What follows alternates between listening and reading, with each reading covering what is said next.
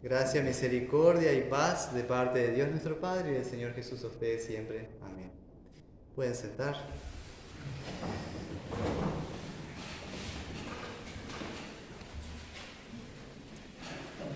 Qué lindas letras la canción. La realidad a veces es otra.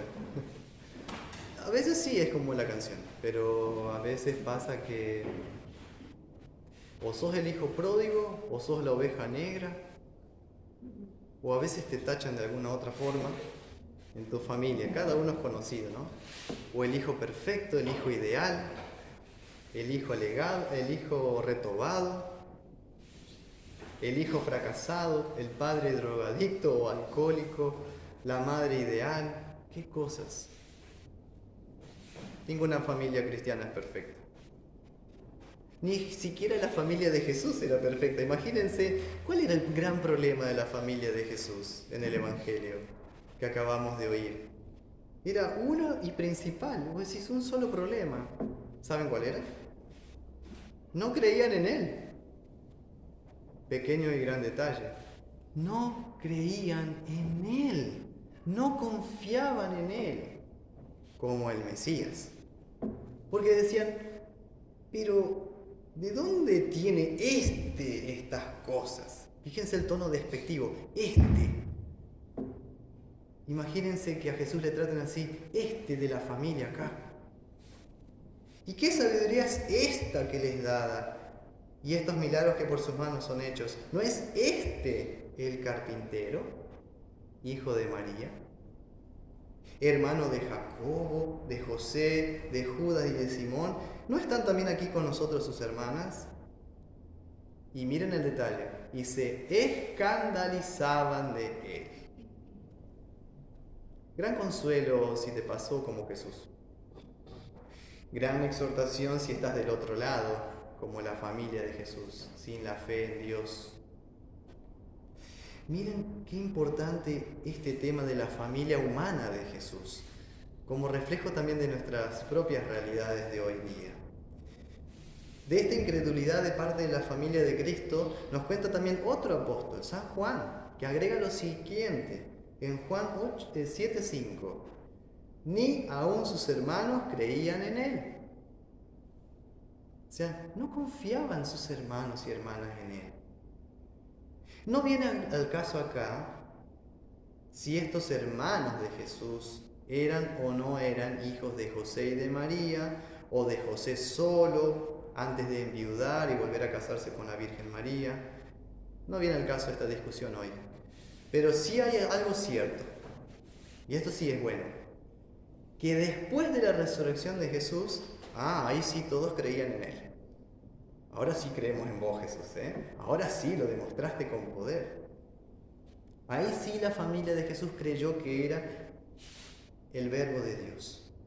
Pero en particular sus hermanos, o sea, Santiago, Judas, medio hermanos o hermanos que tenemos dos cartas de ellos en el Nuevo Testamento, ¿sabían? La carta de Santiago, la carta de Judas, eran hermanos del Señor. Tenemos dos cartas en el Nuevo Testamento de ellos. ¿Sabían eso?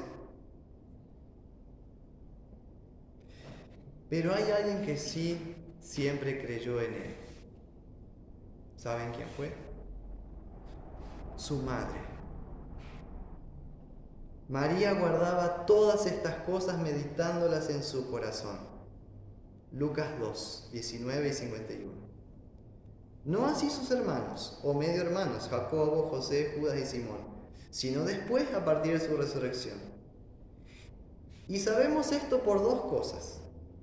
Primero, porque ellos, la familia de Jesús, se encuentran congregados a la iglesia en Hechos 1, justo antes de Pentecostés. Dice en Hechos 1:13, y entrados, la familia de Jesús, subieron al aposento alto. Todos estos perseveraban unánimes en oración y ruegos con las mujeres y con María, la madre de Jesús, y con sus hermanos. Así que también estuvieron en el evento de Pentecostés, la familia humana de Cristo. Y hay un segundo hecho, como les mencioné recién, que hay dos cartas del hermano de los hermanos del Señor, ¿sí? Santiago y Judas. Santiago, miren cómo él ahora se define a sí mismo. Santiago, siervo de Dios y del Señor Jesucristo. Miren cómo cambió su concepto sobre Jesús. Y Judas no se queda atrás, él dice, Judas, siervo de Jesucristo y hermano de Jacobo. Esos son los textos paralelos. Y por esa razón ambas epístolas, aunque no son de apóstoles, no son de evangelistas, las tenemos en el Nuevo Testamento. ¿Cómo le llamaban a Jesús? Despectivamente, el carpintero, hijo de María. Hasta que a partir de la resurrección, su propia familia le empieza a llamar, ya no es más un carpintero, es más que un carpintero, es el Señor. El Señor que sabía de maderas y abrazó la cruz. Esa gran cruz pesadísima y soportó nuestros clavos y los fue sacando de a uno de nuestro corazón y cubriendo con su perdón. Vaya si Él no sabía lo que eran los clavos y la madera. Él es más que un carpintero. Es el Señor, que puede cubrir toda nuestra maldad, que puede perdonar a nuestras familias, y lo hace diaria y abundantemente, para que haya paz y reconciliación verdaderamente entre nosotros. Y para que dejemos de catalogarnos o poniéndonos etiquetas unos a los otros, y que nos veamos realmente como lo que somos ante Dios. Familia cristiana, que confiesa la misma fe, el mismo bautismo y al mismo Señor. Es increíble cómo era pequeña la fe de esa familia humana de Jesús, tan pequeña que les costaba, o por no decir, no podían creer que Él era el Mesías. ¿Y por qué no creían que Él era el Mesías? Porque lo vieron crecer con ellos. Él se crió con ellos. Entonces se le hacía imposible que esta persona tan natural, tan normal, fuera Dios. Yo pregunto, ¿será que nunca se dieron cuenta que Él nunca pecó? Algo había especial en ese niño, en ese joven, su naturaleza divina. Pero fíjense cómo la resurrección de Cristo nos abre el panorama para comprender quién es realmente Jesús. La cruz y la resurrección es la bisagra en la historia de esta familia, que cambia la percepción de esta familia sobre quién es Jesucristo. Y lo mismo sucede contigo, con nosotros. Es la cruz y la resurrección los que nos cambia nuestra realidad como familias. De ser sin Dios a tener un Dios de misericordia. De estar bajo la ira y el castigo de Dios a tener la gracia y el favor de Dios. Miren cómo Cristo cambia nuestra historia de vida y de nuestra familia. Y eso no es poca cosa, porque ni el oro ni la plata lo pueden conseguir. Solo su santa y preciosa sangre lo logró. Por nosotros y por cada una de las familias del mundo, pero especialmente nosotros que creemos en Él.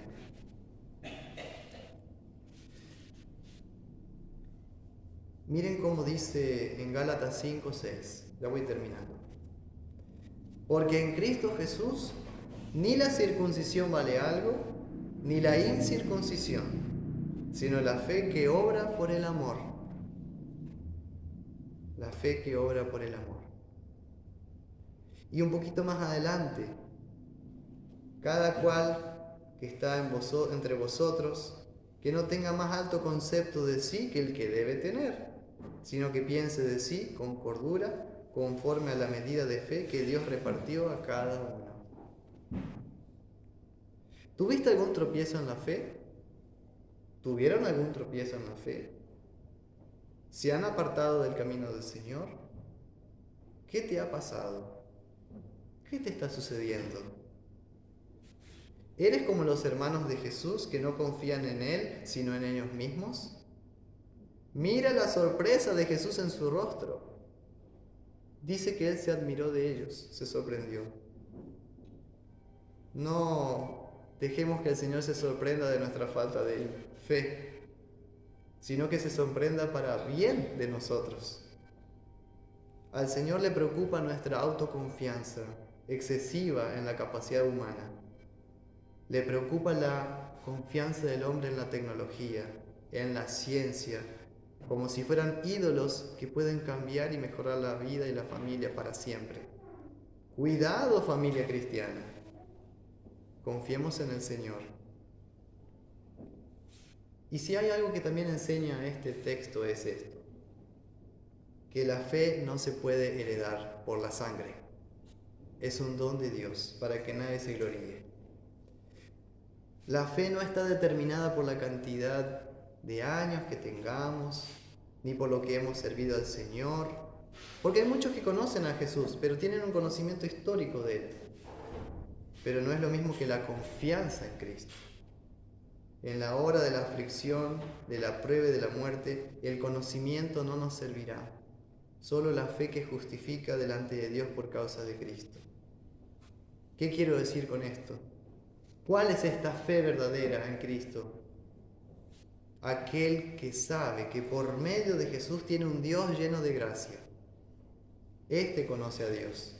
Este solamente le puede invocar a Dios y no vivirá sin Dios, a semejanza de los paganos. Por lo tanto, cuando la Escritura se refiere a la fe en Cristo, no se refiere al simple conocimiento de la historia de Jesús. Eso hasta los demonios lo tienen. Se refiere a esa fe que habla Hebreos 11. La fe que no es solo conocer los relatos históricos de la Biblia, sino tener la certeza que da Dios en su palabra de que Él cumple sus promesas. La certeza de que Él nos dará su gracia, su favor y que proveerá por gracia en Cristo. Así que no debemos confiar en nuestra antigüedad eclesiástica o en nuestra membresía para la salvación. Sería casi como caer en salvación por obras, o de hecho sería salvación por obras. Sería una manera muy sutil de caer en el error de la salvación por las obras. Pero somos una familia espiritual. ¿Qué quiero decir con esto en fin de cuentas? Que esa fe sobrenatural no es algo que puedo recibir o comprarme por mí mismo, sino que me lo da Jesús. Su familia lo conocían, pero no creían. No es suficiente el conocimiento de Cristo, sino la confianza en Él, en su sangre derramada en la cruz. Su madre lo vio morir, sus discípulos lo abandonaron, sus hermanos de sangre no creían en Él, los judíos y los fariseos lo rechazaron y lo negaron, y los gentiles y los romanos lo condenaron. Incluso el Padre Celestial debió abandonarlo en la cruz por nosotros. Pero Jesús no nos abandonó. Jesús no nos dejó. Y cuando resucita, nos congrega y nos llama a la fe. De tal manera que aquí presentes, todos nosotros de orígenes diferentes, de apellidos diferentes, de historias diferentes, de vidas diferentes, somos una sola familia, la familia de Dios. Y qué importante en estos momentos de gran aflicción estar unidos como familia de la fe. Es cierto, perdemos seres queridos, nos enfermamos, la muerte nos acecha, pero podemos apoyarnos los unos a los otros. Si fracasamos, que el hermano más fuerte en la fe nos ayude a levantarnos, no a aplastarnos. De eso se trata ser familia. Y si fallamos, pedir perdón, porque necesitamos esa palabra de consuelo en medio del hogar. Esa palabra que Dios Padre le dijo también a San Pablo y a cada uno de ustedes como familia hoy. Bástate mi gracia. Porque mi poder se perfecciona en la debilidad. Por tanto, de buena gana me gloriaré más bien en mis debilidades, para que repose sobre mí el poder de Cristo. Que ese poder de la gracia y del amor de Dios los levante y los anime en cada día de su vida, para la vida eterna. Amén.